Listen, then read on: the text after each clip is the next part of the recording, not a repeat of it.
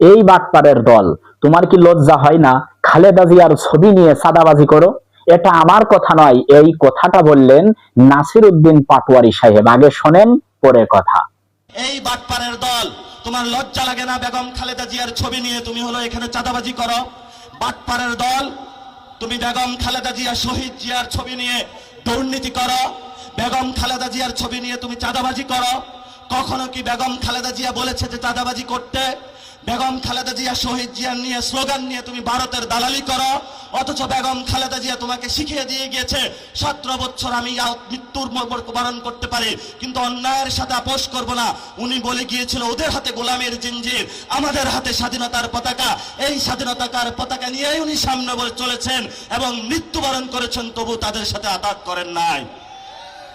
নাসির উদ্দিন পাটোয়ারি ভাই একটা আসলেই জিনিস, যেখানে নরম হওয়ার দরকার নরম হয়, যেখানে গরম হওয়ার দরকার গরম হয়। বন্ধুরা, ভিডিওটি অবশ্যই শেয়ার করবেন, পেজটি ফলো করবেন। ধন্যবাদ।